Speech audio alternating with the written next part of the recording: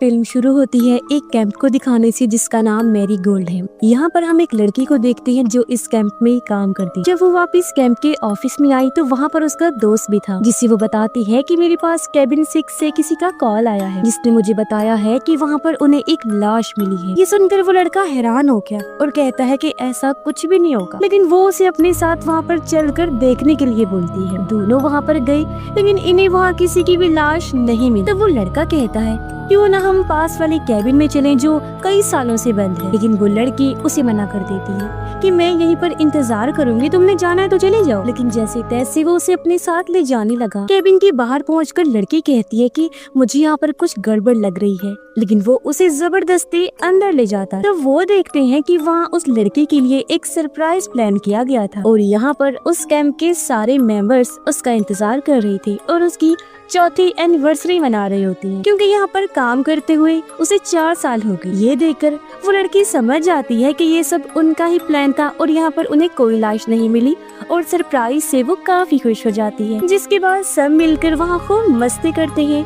कुछ देर बाद जब वो सोने के लिए जाते हैं तो एक किलर जो जालिम कातिल था उसके बारे में बात करने लगते हैं, जिसका नाम था बोनफेस, जो इस मूवी का नाम भी है। मगर उन लोगों का मानना था कि वो बिल्कुल भी सच नहीं है। तब एक लड़की उन्हें बताती है कि ये सच है। बोनफेस किलर कैंप में आता है और सबको बेरहमी से मार डालता है। वो हमेशा जंगलों में ही रहता है, जिस वजह से कोई उसे देख ही नहीं पाता। ये सुनकर सभी लोग बहुत डर थे, क्योंकि वो भी तो कैंप में ही थे। लेकिन फिर सोने के लिए चले जाते। जब आधी रात हुई तो वहाँ पर हम उस बोनफेस किलर को देखते हैं जो कि सच में उस कैबिन के अंदर घुस जाता है और अपना काम शुरू कर देता है। यानी वो एक एक करके बड़ी बेरहमी से उनको मारने लगता है। जब वो लड़की ये देखती है तो वहाँ से भागने लगी, लेकिन बोनफेस उसे पकड़ लेता है और एक कुल्हाड़ी से उसका सर फाड़ देता है। जब इससे भी उसका दिल नहीं भरा तो वो लड़की की रीढ़ की हड्डी खींचकर बाहर निकाल देता है, जिससे दर्दनाक उसकी मौत हो जाती है। कुछ देर बाद वहाँ पर शेरिफ आता है और जब उस लाश को देखता है तो उसकी बुरी हालत से वो भी दंग रह गया। यहाँ पर कैंप की मालकिन भी थी, जो उन लाशों की हालत देखकर वॉमिटिंग करने लगती है, क्योंकि ऐसी बुरी हालत देखकर उसकी तबीयत खराब हो गई। शेरिफ उन लाशों को देखकर समझ जाता है कि ये जरूर उसी बोनफेस किलर का ही काम है, जो कैंप्स में जाकर लोगों को मार देता है। उसके साथ डेप्यूटी भी होती है, जो कि इस केस में उसके साथ काम कर रही है। शेरिफ डेप्यूटी से कहता है कि हमें यहाँ पर छानबीन करनी पड़ेगी, क्योंकि आधी रात हो रही है, कातिल यहाँ से भी दूर नहीं गया होगा, वो आस पास ही कहीं छुपा होगा। फिर शेरिफ कैंप की मालकिन को भी घर जाने का कहता है। वो कहती है कि ये सभी लोग मेरी फैमिली की तरह थे, तो आप लोग इस कातिल को बिल्कुल भी नहीं छोड़िएगा। शेरिफ कहता है कि आप परेशान ना हो, हम इसे पकड़ के ही रहेंगे। इसके बाद शेरिफ अपनी गाड़ी में आया और रेडियो से अपनी टीम को यहाँ पर आने के लिए कहता है और बताता है कि इस कैंप में ढेर सारे खून हो गए हैं। उसके बाद वो डेप्यूटी के साथ जंगल में जाकर छानबीन करने लगता है, जहाँ एक पेड़ पर उन्हें खून नजर आया, जिससे वो समझ जाते हैं कि जरूर वो कातिल यहीं से गुजरा होगा। आगे बढ़ने पर कुछ दूर उन्हें एक जगह गाड़ियां खड़ी हुई नजर आती हैं। जब इन्होंने चेक किया तो गाड़ियों के अंदर कोई भी नहीं था। वो गाड़ियां दरअसल एक होटल के बाहर खड़ी हुई थी, जिससे वो समझ जाते हैं कि जरूर वो कातिल होटल के अंदर ही गया। तो वो भी उस होटल के अंदर जाते हैं, जहाँ की वेट्रेस जैनी होती है और जैनी के साथ एक शेफ था। ये दोनों ही मिलकर इस होटल को चला रहे थे। वहाँ पर कुछ कस्टमर्स भी मौजूद थे, जिनमें एक स्टूडेंट लड़का होता है, एक मरीन वर्कर था जो पहले मरीन्स में था और अब कंस्ट्रक्शन में काम करता है। बाप बेटी थे जो ट्रिप पर जा रहे थे और रास्ते में यहाँ खाना खाने के लिए रुके। एक बूढ़ी औरत थी जो फैशन करके काफी स्टाइलिश बनी हुई थी। 2 बाइकर्स थे और एक फोटोग्राफर लड़की। अब शेरिफ जब अंदर आया तो वो उन सबको शक की नजरों से देखने लगता है और सबसे पूछता है कि वो किस टाइम यहाँ पर आई। जैनी उन्हें बताती है कि मैं 5 बजे से यहाँ पर काम कर रही हूँ, जिसके बाद बाकी सब भी अपना अपना टाइम उसे बता देते। फिर शेरिफ सबसे पूछताछ करता है कि वो लोग कहाँ से आए हैं और कहाँ पर जा रहे हैं। तो सभी लोग उसे अपने अपने बारे में बताने लगते हैं। फादर की बेटी मरीन वर्कर को घूर रही थी, जिस वजह से वो उस पर गुस्सा करता है और पूछता है कि आखिर तुम मुझे क्यों घूर रही हो। अब ऐसा लग रहा था जैसे वो लड़की मरीन वर्कर को पहले से ही जानती है। खैर अब शेरिफ फोटोग्राफर के पास जाता है और उसकी खींची हुई तस्वीरों को देखने लगा, क्योंकि उसे पता था कि उनमें से ही कोई एक कातिल। तब डेप्यूटी को बोनफेस किलर की फोटो मिलती है और जब वो शेरिफ को दिखाती है तो शेरिफ वो फोटो लेकर बाहर उस जगह पर जाता है जहाँ वो फोटो खींची गई। तब उसे डस्टबिन के ऊपर खून नजर आता है।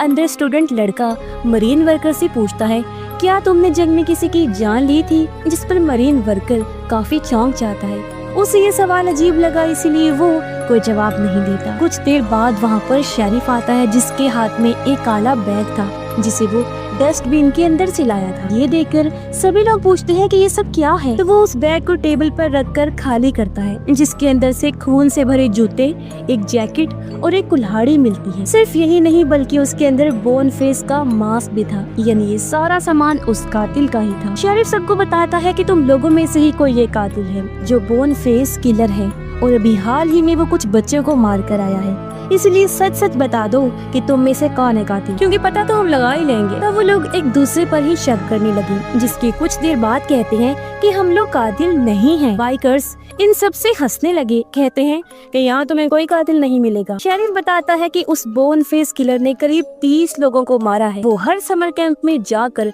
लोगों को बेरहमी से मार डालता है। अभी 1 घंटा पहले कैंप मैरीगोल्ड में कई सारे लोग मारे गए हैं, जिन्हें मार कर वो कातिल यहाँ पर आकर छुप गया है। और हाँ, जब तक ये केस किसी नतीजे पर नहीं पहुँच जाता, कोई भी यहाँ से बाहर नहीं जाएगा। हम लोगों ने पहले ही रोड्स ब्लॉक कर दिए हैं, तो अगर वो कातिल भागने की कोशिश करेगा भी तो पकड़ा जाएगा। बाइकर्स ये सुनकर गुस्सा होने लगते हैं और कहते हैं कि तुम लोगों के पास कोई वारंट नहीं है और तुम ये सब कुछ नहीं कर सकते। मगर शेरिफ उनकी बात अनसुनी करके डेप्यूटी से कहता है कि इन सारी चीजों को ले जाकर गाड़ी के ट्रंक में रख दो, ताकि हमारी टीम जब यहाँ पर आए तो वो इसके बारे में इन्वेस्टिगेट कर सके। उसके बाद वो बाहर क्लोज्ड का बोर्ड लगा देता है, यानी होटल बंद, जिसका मतलब कि अब कोई नया कस्टमर अंदर नहीं आ सकता और न ही ये लोग बाहर जा सकते हैं। डेप्यूटी उस सारे सामान को गाड़ी के ट्रंक में रख देती है, फिर अंदर आकर फीमेल्स की चेकिंग करने लगती है कि उनके पास कोई हथियार तो नहीं, पर उसे कुछ भी नहीं मिलता। लेकिन जब वो मरीन वर्कर के जूते चेक करते हैं तो उसके अंदर से एक तेज चाकू निकलता है, जिसे वो अपने पास रख लेते हैं। वो बाइकर्स चेकिंग करवाने से मना कर रहे थे, लेकिन वो लोग जबरदस्ती उनकी चेकिंग करते हैं, मगर उनके पास से भी उन्हें कुछ नहीं मिलता। वो बूढ़ी औरत वॉशरूम में जाती है, जहाँ फोटोग्राफर लड़की आकर कहती है कि मैं तुम्हारे बारे में सब जानती हूँ, तुम्हारी हकीकत। जो सुनकर बूढ़ी औरत काफी हैरान रह गई और उसे कहती है कि प्लीज बाहर जाकर इस बारे में किसी को भी मत बताना। जब उस बेटे का बाप वॉशरूम से बाहर निकलता है तो वो बाइकर्स की बातें सुनने की कोशिश करता है, लेकिन बूढ़ा बाइकर उसे डांट कर वहाँ से भगा देता है। दोनों बाइकर्स आपस में बात कर रहे होते हैं कि वो डेप्यूटी और शेरिफ को पीट कर यहाँ से भाग जाएंगे, क्योंकि यहाँ पर हमारा टाइम ही जाया हो रहा है। जेनी जब फोटोग्राफर के पास कॉफी लेकर आती है तो उसने देखा कि वो अपने लैपटॉप में बोन फेस किलर की फोटो खोलकर बैठी। ये देखकर जेनी कहती है कि मुझे ये फोटो देखकर डर लग रहा है, इसीलिए तुम ये सारी तस्वीरें डिलीट कर दो ना। अब शेरिफ कहता है कि तुम सब अपने अपने जूते मुझे चेक करवाओ, क्योंकि कातिल के जूते 9.5 नंबर के हैं। वो सबसे पहले उस मरीन वर्कर के जूते देखता है जिसका नंबर 10 था। ये सुन स्टूडेंट लड़का कहता है कि ये बिल्कुल फजूल स्टूपिड सा पॉइंट है, क्योंकि कोई भी इंसान बड़े या छोटे जूते पहन सकता है, इसमें कोई मसला नहीं है, कोई हर्ज नहीं है। शेरिफ फिर उस बूढ़ी औरत के पास जाता है, जो देखकर वो बूढ़ा बाइकर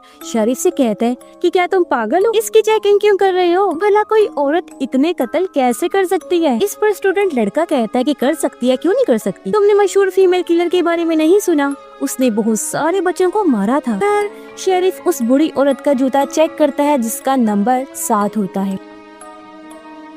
फिर वो एक एक करके उनके जूते का नंबर चेक करते हैं, लेकिन किसी का भी नंबर मैच नहीं होता। मगर जब वो बाइकर्स के पास जाते हैं तो वो अपने जूते निकालने को तैयार नहीं थे। ये देखकर शेरिफ को गुस्सा आ गया और वो उस बूढ़े बाइकर पर अटैक कर देता है, जिससे वो बाइकर डर जाता है और उन्हें अपने जूते दिखा देता है, पर उनके जूते भी मैच नहीं करते। इसके बाद वो शेफ के जूते मांगते हैं, जिसका नंबर 10 था और जेनी का था 7.5। स्टूडेंट जब देखता है कि ये तरीका भी काम नहीं किया तो अब वो शेरिफ की मदद करना चाहता है, क्योंकि वो जान चुका था कि किलर कौन है। वो फौरन शेरिफ को अपने पास बुलाता है। एक पेन लेकर उसने लिखा कि मुझे पता है कि कातिल कौन है। शेरिफ ये देखकर सबसे कहता है कि मैं जरा इस स्टूडेंट लड़के के साथ ताज़ी हवा लेने के लिए बाहर जा रहा हूँ। लेकिन कुछ देर बाद शेरिफ स्टूडेंट के साथ जब अंदर आया तो उसके मुंह से झाग निकल रहा होता है। वो तड़पने लगा और देखते ही देखते स्टूडेंट लड़के की मौत हो जाती है। ये देखकर शेरिफ हैरान रह जाता है। उसने सबसे कहा कि किसी ने इसके खाने में जहर मिला दिया था, क्योंकि वो कातिल जान चुका था कि इसको उस कातिल का पता चल गया है। लेकिन वो सब ये कहते हैं कि क्या पता शेरिफ ही कातिल हो जिसने स्टूडेंट को मार डाला हो। लेकिन शेरिफ गुस्से में कहता है कि तुम लोग यूं मुझ पर उंगलियां नहीं उठा सकते। सब लोग पूछते हैं कि स्टूडेंट लड़के ने किसका नाम लिया था। कि कौन है कातिल।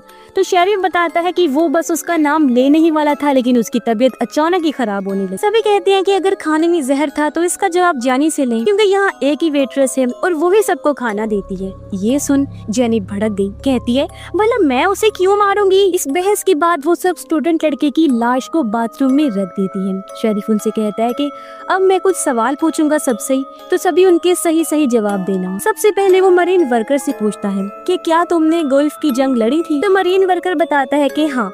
शेरिफ फिर पूछता है तुमने कितने लोगों को मारा था। तो वो जवाब देता है कि हमें कत्लेआम का हुक्म दे दिया गया था, इसलिए मैंने एक साथ कई हजार लोगों को मारा। ये सुनकर सब लोग हैरान हो गए और समझ जाते हैं कि वो कत्ल तो आराम से कर सकता है, इसका मतलब है। वो लोग उससे पूछते हैं कि तुम कब रिटायर्ड हुए थे। तो वो बताता है कि मैं रिटायर्ड नहीं हुआ था, बल्कि मुझे आर्मी से निकाल दिया गया था, ये कहकर कि मैं मेडिकली फिट नहीं हूँ, मेरे जिस्म में कोई मसला है। अब ये सुनकर उन लोगों का उस पर और भी शक बढ़ने लगता है। अब बाप की जो बेटी थी वो कहती है कि मैंने इस मरीन वर्कर को पहचान लिया। उसने बताया कि कुछ साल पहले मैं कैंप मैरीगोल्ड में गर्मियों में जाया करती थी, जब समर कैंप होता था, जहाँ ये मरीन वर्कर काम किया करता था। वहाँ एक लड़की थी जिसने ये दावा किया था कि ये मरीन वर्कर उसके साथ गलत करना चाहता है, तब इसे वहाँ से भी निकाल दिया गया। ये सुनकर वो कहता है दरअसल वो लड़की खुद ही मेरे साथ जबरदस्ती कर रही, मैंने उसे मना करके जब वहाँ से जाने को कहा तो उसने मुझ पर झूठा इल्जाम लगा दिया, यही वजह है कि मुझे निकाल दिया गया।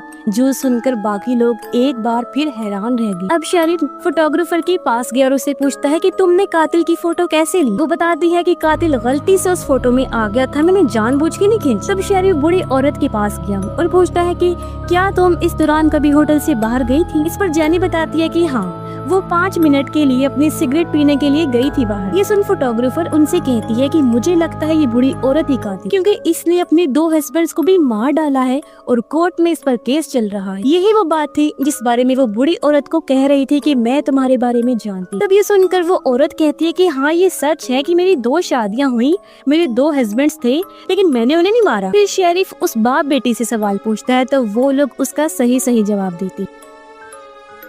अचानक वो बाइकर शेरिफ पर अटैक कर देते हैं, उसे पीटने लगते हैं, लेकिन डेप्यूटी उन पर गन तान देती है और इन दोनों को फौरन बांध दिया गया। बूढ़ा बाइकर उल्टी कर देता है जिसके अंदर से ड्रग्स निकलते हैं। शेरिफ ये देखकर दूसरे बाइकर से भी जबरदस्ती वॉमिटिंग करवाता है और उसके मुंह से भी ड्रग्स ही निकला। ये देख शेरिफ कहता है ओ अच्छा, तो अब मैं समझा कि तुम दोनों को यहाँ से निकलने की जल्दी क्यों थी। तुम दोनों ड्रग्स डीलर हो, मैं जान गया हूँ, और यहाँ पर फंस न जाओ तो मैं इसी बात का डर था। तभी शेरिफ को एक कॉल आई जो उसके साथी की थी। वो बताता है कि मैं जान गया हूँ कि असली कातिल कौन है। ये सुनकर वो फौरन अपने डेप्यूटी को भी इस बारे में बता देता है और वो सीधा शेफ के पास गया। कहता है कि तुम अब बस सरेंडर कर दो, खुद को हमारे हवाले कर दो, क्योंकि हमें पता चल गया है कि असली कातिल कौन तुम हो। ये सुन शेफ कहता है कि मैं कातिल नहीं हूँ, मैं बस मरीन वर्कर को मारना चाहता था, क्योंकि इसने मेरी बेटी के साथ गलत करने की कोशिश की थी।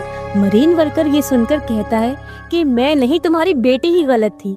यानी उस कैंप में शेफ की ही बेटी थी जिसके साथ मरीन वर्कर ने गलत करने की कोशिश। अब शेफ फौरन चाकू निकाल लेता है और मरीन वर्कर भी अपनी गन उठा लेता है। मरीन वर्कर शेफ को शूट कर देता है, जो देखकर डेप्यूटी भी मरीन वर्कर को गोली मार देती है और इस तरह दोनों की मौत हो जाती है। उनकी मौत के बाद सबको ये लगता है कि बोन फेस किलर शेफ ही था, उसने ही सब कैंप्स वालों को मारा होगा, क्योंकि उसकी बेटी के साथ उन लोगों ने नहीं दिया था, तो बदला लेने के लिए वो ऐसा करता आ रहा। इसके बाद वो उन सब लोगों को वहाँ से जाने की इजाजत दे देते हैं, जिसकी कुछ देर बाद वहाँ पुलिस भी आ। डेप्यूटी जेनी को कहती है कि तुम भी अपने घर चली जाओ। जेनी कहती है कि हाँ जा रही हूँ, लेकिन पहले मुझे वॉशरूम जाना है। जब जेनी वॉशरूम जाती है तो बहुत देर तक वो वापस नहीं आती, क्योंकि वो वहाँ से भाग गई थी, जिससे डेप्यूटी समझ जाती है कि जेनी ही असली कातिल है, ना कि वो शेफ था। वो फौरन बाहर आई, जहाँ उसे शेरिफ की लाश मिलती है जिसका गला जेनी ने काट दिया था। ये देखकर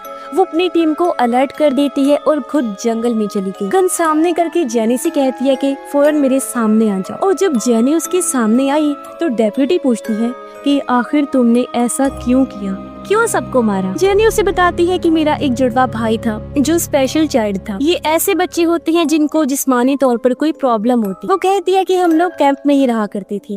स्पेशल चाइल्ड होने की वजह से सारे बच्चे मेरे भाई को परेशान किया करती। वो उसके बेड पर टॉयलेट कर दिया करती। फिर एक दिन वो बच्चे उसे जंगल में ले गए। वहाँ उन लोगों ने उसे पेड़ से बांध दिया। रस्सी उसके गले पर अटक गई जिससे उस बेचारे की मौत हो गई। बिला वजह वो बेकसूर मासूम बच्चा मारा गया और तब वो सिर्फ 13 साल का था। जब कैंप के मालिकों को ये पता चला तो उन लोगों ने कोई भी एक्शन नहीं लिया, जिसकी वजह से मेरे भाई को इंसाफ नहीं मिला। मेरे अंदर गुस्से की आग भड़क उठी, इसलिए मैंने बदला लेने का सोचा और उन सभी बच्चों को बेरहमी से एक एक करके मार डाला। और अब मैं हर कैंप में जाती हूँ, जहाँ पर भी गलत होता है मैं उन लोगों को मार डालती। मरीन वर्कर ने शेफ की बेटे के साथ गलत करने की कोशिश की। जी हाँ, इन कैंप वालों ने इस बात को भी छुपाया। इसीलिए मैंने फैसला किया कि उन सभी को मार डालूंगी जो भी इन सब गलत कामों में शामिल हों। डेप्यूटी उसे पूछती है, क्या स्टूडेंट लड़के को भी तुमने ही मारा था? वो बताती है कि हाँ, क्योंकि उसने मुझे देख लिया था जब मैं जंगल से आ रही थी और मेरे हाथ पर खून लगा हुआ, इसलिए मैंने